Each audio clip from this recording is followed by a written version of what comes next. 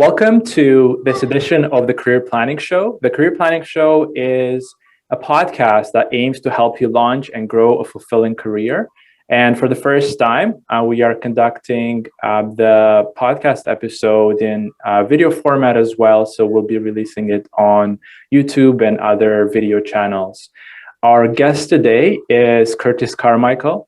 Curtis is an award-winning social entrepreneur, technologist, STEM and hip-hop teacher, computer programmer, and a former director of a Code Ninjas franchise.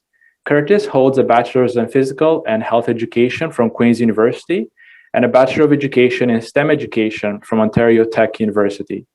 He is a Team Canada Duathlete for the 2021 Multisport World Championships, and his cross-Canada cycling tour Ride for Promise raised funds for Toronto community housing after-school programs and was featured in an award-winning documentary.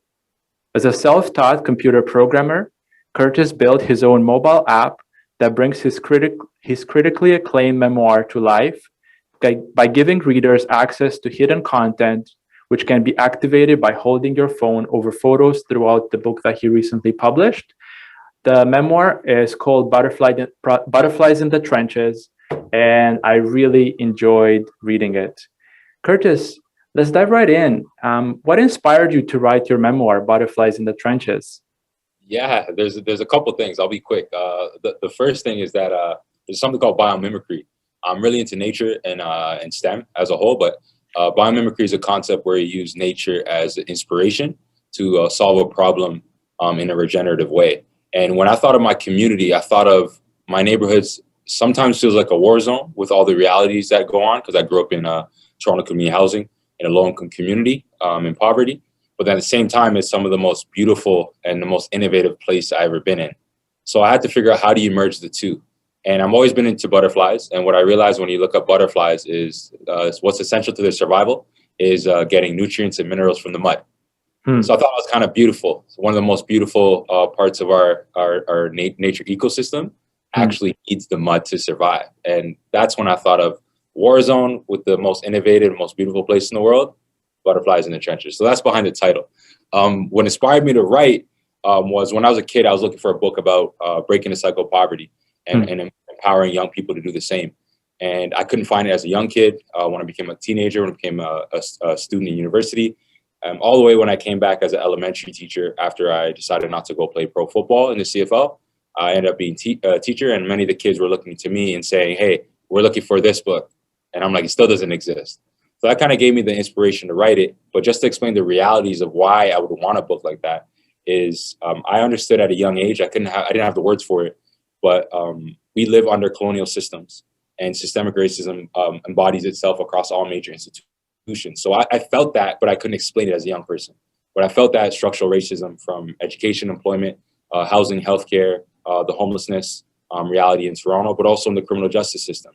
So all these systems kind of got me to a point to take Toni Morrison's words to heart when she said, and Toni Morrison, for those who don't know, is one of the greatest writers of all time. She did say that if there's a book that you want to read that hasn't been written yet, then you must write it. So I wrote Butterflies in the Trenches as a blueprint to breaking the cycle of poverty, equipping young people to do the same as they prepare for the future of work, but I also wrote it to prove that the most innovative and talented place in the world, period, is the hood, both locally and globally. And I did really enjoy reading it. And one of the things that you mentioned was the fact that you ended up not pursuing a career in the CFL. And you actually do have an endorsement from the general manager of the Toronto Argonauts, Pinball Clements, who is very well known here in Canada. And he says in your foreword that he humbly admits that you taught him that success is not making it out, it's making your life and community better. What do you mean when you say that? Yeah, I think when I got inspired by another guy who's from Baltimore, actually. His name D. Watkins. And he always had that mentality. I actually got it from him because I was trying to figure out what success actually meant. Our definition for success, I think, is twisted. Usually in our neighborhoods, we say success is when you leave the neighborhood. That's what everyone tells you in society. You got to leave here to be successful. You got to leave here. But I'm still around in my neighborhood. So I had to figure out who else in the world is kind of building their community back with that new mentality that success isn't making it out, it's making your life and community better. So what I was trying to get at was, once we read widely, think critically, and question everything, we'll, as young people, we'll be able to gain access to resources that our public education system and the government won't give us. And that's access to financial literacy, real financial literacy, not the ones they're talking about that's implemented in curriculum, entrepreneurship, business, STEM and STEAM education, mental health and wellness, all with a perspective of anti-racism and anti-oppression.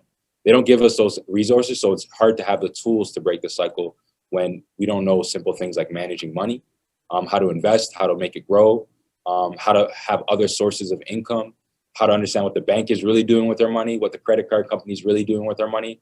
They give us credit cards, but they don't tell us how to use it. So it's one of those things where we have to do a lot of the self-education around it. So that's when I realized leaving the neighborhood, if you still don't have access to those resources, is that really success?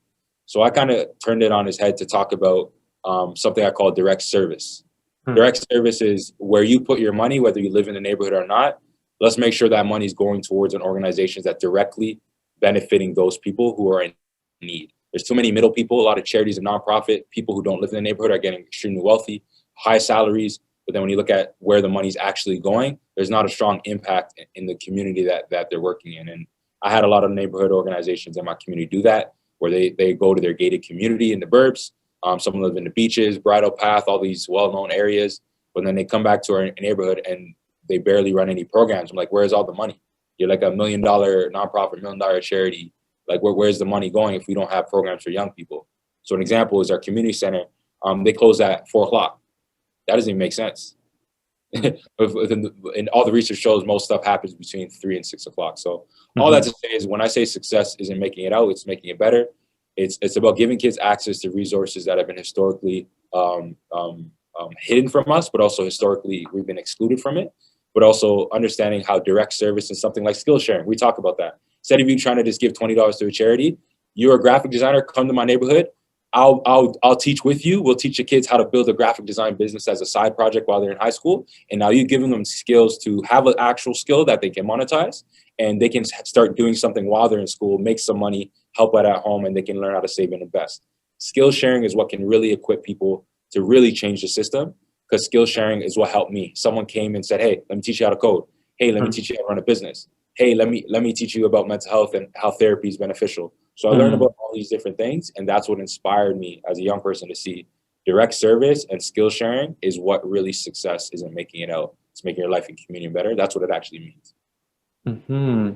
And building on what you're sharing, and skill sharing, and also inspiring others with regards to the potential that they can reach. I know that you cycled from Vancouver to Africville and Halifax to raise funds for youth and Toronto community housing. What triggered that decision, and how has that experience impacted your life since then? Yeah, it's impacted my life huge. My plan was, I went to Queen's University. My whole plan was to go pro. During the draft season, when I was working with my agent and interviewing with some teams, I had to kind of focus on, like, wait, hold on. Like, why did I play football to begin with? And this explains my journey before I rode across the country, where I had to think about, like, I just played this sport because I was good at it. I wasn't passionate about it. It just gave me a ticket away from the neighborhood I didn't understand. I didn't understand they create structures in place for us to survive by any means necessary. And when I understand that, like, poverty is not an individual issue and racism is not an individual issue, poverty and racism is structural. So I was starting to understand this during the draft season, and I kind of said, am I going to have a long-term impact with the amount of concussions I had and potentially getting even more, or would I have a longer impact if I just hang it up now? So I decided to hang up the cleats because I knew I could have a more long-term impact both in my community and around the world if I was able to do something more on a full-time basis instead of just playing football. So I ended up going back to my neighborhood instead of going pro. And in the community I lived in and grew up in, nothing changed. So the community organization that was there that I respected said, hey, we lost $100K funding. Do you mind trying to help us? They looked to me as a person who can help. And that's the reason I rode across the country. It was just to help this organization raise funds for after-school programs in Scarborough, Rexdale, Jane and Finch. And that was my contribution back. But in doing that, I wasn't able only to raise 100K across Canada in 60 days while I was cycling. I got to speak in every city about systemic racism, how it manifests across all institutions, and how it actually impacts the lives of young people, newcomers, parents who are working multiple jobs, people who are inmates, curb servers, OGs. Like, I just explained how all the people that society demonizes are the actual people that helped me get to where I am. And these people have so much talent. They just need the right platforms and the right bridge to use those transferable skills and talent and competencies in another area. So that was kind of my main mission of the ride. And it really changed me because it gave me time to think. Most of my life has been high pace in those communities when you live in a disenfranchised community, especially in the hood, anywhere in North America. And a lot of the hoods in Canada, a lot of people don't know. But my book plants people in a bigger socio-political reality so they can understand that, wait, is he talking about Canada or America?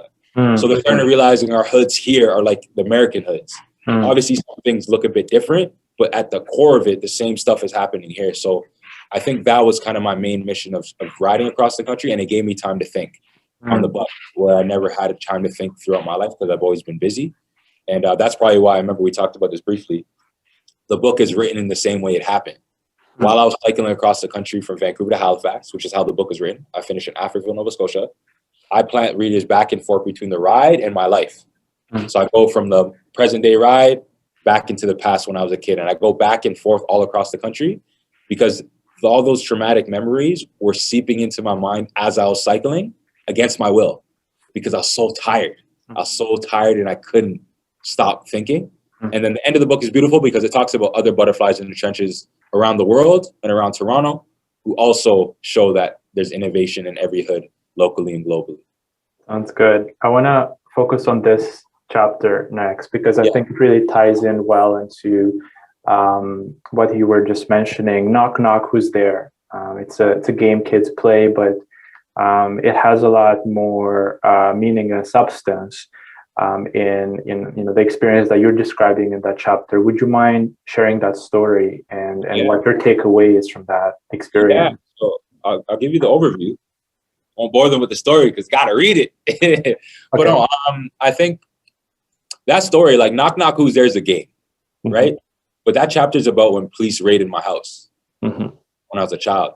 So it's kind of showing that the reason I had that nuance, you'll understand based on the story what actually happened, why I called it that. But basically, the police raided my house when I was a young kid. It was just me and my mom home. My older brothers were about in middle school. And one was just starting grade 9. They're at their friend's house, just had a sleepover. My dad was at work. And my parents are newcomers from Guyana, right? So they worked in multiple factory jobs to provide. So my mom just came home from a night shift, and it's just a scene of the police raiding my house, and the kind of visceral reaction for a mom who just came home from night shift is in the kitchen making tea, and then I'm actually sleeping. So it's a reaction of me waking up and how traumatic the experience is for a young child. And I try to plant readers in the point of view perspective of an innocent child that's in a situation that explains why in human years we're 7, but then in block years we're 21. We're exposed to so much at a young age that we shouldn't see. We lose a lot of that. A lot of kids lose their childlike nature because we don't have that opportunity just to be a kid based on what we're exposed to, right? So the police raided my house. But after they raided the house was a mess. It looked like a tornado hit it. And all they said was they didn't really have a warrant. All they said they got intel that it was the wrong house. But this is the reality of what happens when you're Black and in Canada, not only Black and in America. So there's been multiple police raids all across my community. But a key part of that story is I highlight how traumatic the experience was for me. So you understand the post-traumatic stress disorder that I had as a young kid living with PTSD, but he also understands the visceral reaction to the officer who I recognized in my house. So he was an officer who was known for assaulting, stepping on necks of young people in our neighborhood, beating up guys in alleys, throwing guys out of police cars, like all because they could. Because the reality is they're not going to really listen to our stories in court system. This sounds American, but it's here. So it's one of those realities where I wanted to highlight that story to show that once you read that story and you understand the visceral reaction and the kind of trauma it has on a young child and a mother, you also understand why I had data throughout the book. So the book is actually a series of stories, data, and essays. A lot of the stories kind of humanize a neighborhood and a people in a community, from dealers and drug dealers, inmates, and people who work multiple jobs. My stories humanize all the people who are demonized by society, but the essays and the data show you the socio-political reality of how Canada, and Toronto more specifically, the way they treat Black and Indigenous life and lives of poor people, it shows that they think it's a game. That's why I called it Knock Knock Who's There, is because the way that they handle our communities, they don't treat us like humans. The way that they operate, even if you just look at our data, let's not even talk about how they operate by physically. Just based on the data in the book, you see over the course of 20 years, it just shows that what's most important to the city of Toronto and to Canada more broadly is policing. They try to solve poverty. They try to solve crime with policing. The issue with that is the roots of those things isn't solved. All the data shows across North America, across the world, we need to eradicate poverty. If you eradicate poverty, we're able to increase better outcomes in education and employment, where people won't have to survive by any means to get into crime. So that's where my reality was, to kind of keep people off guard, where they read Knock Knock Who's There, and then the first sentence, literally you realize you're in the middle of a police raid. So really, there's kind of like it's like a contradiction in itself. It's like, is it oxymoron is the term? I think it's oxymoron. Is it oxymoron? What's the word? I'm trying to think of the term. But it's a term where they're like, oh, like it's like direct opposites. All that to say is that was the reality of my community. And then I also highlight on a page there 100 Indigenous and Black people in Canada that were murdered by police, and they're recent. So just to highlight that Canada is America. I find it really interesting in that the interactions that we've had so far, the way you approach things is that you calculate and strategize, but once you're ready to make a move on a specific initiative, whether it's career-wise, whether it's the launch of the book, whether it's some other initiative, it's once you put all the pieces together, then you make the move, then you start talking about it, not before. Whereas a lot of people who come from, other points of view, they end up, talking about what they're doing every day, and what ends up happening is sometimes whatever it is that they're planning doesn't pan out, and they end up not looking that great, whether that has to do with how they are mapping out their career, or it has to do with another aspect of their life. And on page 22 of your book, you quote Tupac Shakur, and you say, if you let a person talk long enough, you'll hear their true intentions. Listen twice, speak once. I've seen you really put that into practice on many occasions. Can you talk about, why you approach things that way and how it has benefited you to listen twice and speak once? Yeah. Anything that I'm successful at today, both in the worldly sense of success, or basically my version of success is making my life and my community better. Anything I've been successful at has been drawn back to my community. You can't live in those communities and talk a lot. People who talk a lot get in a lot of trouble. That's just how it works. You talk too much. Respect is earned, it's not given. And you gotta, when you move to a new neighborhood, even kids know this. If you've been in the hood long enough, as a young child, you have to figure out who's and what's what, how things operate, how the system looks, what are the relationships, what are the partnerships. You don't learn that by talking to people. You learn that by observing. So I think in the book, I talk a lot about like when I moved to a new neighborhood, how I was the real neighborhood watch, where young kids know who's coming in and out of the block, how long they've been there, if they've been there before, who their relatives are. We actually have community ties. I always say that in my neighborhood, we have a social emotional connection to people. People who live in more affluent communities, wealthier communities, and specifically white communities, and then the residential neighborhoods they live in, they don't have the same socio-political, socio-emotional connection to people. They have a more social-emotional connection to position in society. So I always argue, especially in the neighborhoods I've been in both circles. My best sense of community and my best sense of being a teacher and learning has been in my neighborhood, because that's the best community I actually ever had. Though we had all these other stuff going on, in that community, I learned that the best things can happen when you observe and you don't talk a lot. Because you want to play chess, not checkers, right? Mm-hmm. And I learned that a lot from, you see Nipsey Hussle's book there. But Nipsey Hussle is he's the best example of how to elevate the social and economic fabric of a disenfranchised community in a grassroots way that empowers other people to also break the cycle and prepare for the future of work. And he bridges the gap between the streets and Silicon Valley. His example is he's a former gang member. He's still connected to the gang throughout his whole life, but he was able to graduate from the gang life in the sense that though he was still social, emotionally connected to his gang and his people, he was actually started 25 plus businesses, hired his own XYZ. But he even said he learned his best from being a listener and a learner first. When he dropped out of high school, he read a lot of books, went to a lot of conferences, talked to a lot of people. He was just soaking in information for years and years and years.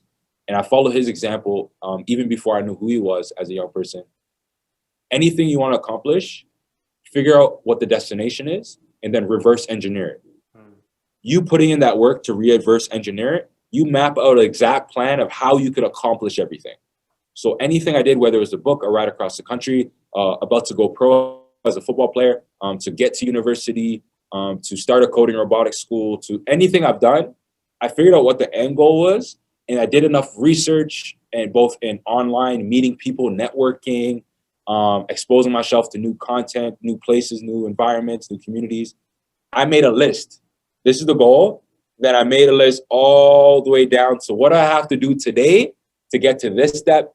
Then say if I don't know, throughout my life, a lot of people have passed away, or I lost my job, or our business wasn't doing well as an entrepreneur, or my parents got sick, whatever happened, I don't have to be emotional about it. I made the plan. I just go back to the plan and say, okay, where do I left off? I feel like a lot of people don't reverse engineer what their end goal is. They don't because if they don't reverse engineer the end goal is, you're more swayed by what people's opinion of what you're doing is. When people say, it took 3.5 years to write my book, I didn't really announce it to the last 6 months before the book was really out.